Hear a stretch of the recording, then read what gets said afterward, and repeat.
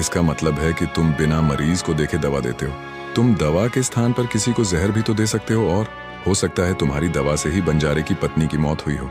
साधु की यह बातें सुनकर वैद्य डर गया और वह भरे स्वर में बोला, नहीं हुजूर, ऐसा हरगिज नहीं हो सकता। मैं अपने किसी मरीज को दवा के बदले जहर क्यों दूंगा?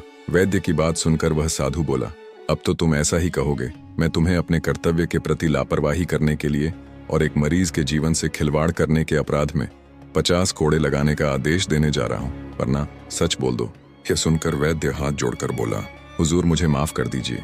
मैं स्वीकार करता हूँ कि मैंने सेठ के बताए किसी भी मरीज का कोई इलाज नहीं किया। सेठ ने मुझे 5 सोने के सिक्के दिए थे और कहा था कि यदि गवाही की आवश्यकता पड़े तो ऐसा कहकर उसके पक्ष में गवाही दे। राजा बने साधु ने कहा कि कुछ भी हो, आपने अपराध तो किया ही है, इसलिए मैं तुम्हें झूठी गवाही के इल्जाम में 10 कोड़े लगाने का आदेश देता हूँ। और सैनिकों ने तत्काल ही वैद्य को कोड़े लगाने लगे। पहला कोड़ा लगते ही वह जोर से चिल्ला पड़ा और कहने लगा, महाराज मुझ पर रहम कीजिए, मैं मर जाऊंगा।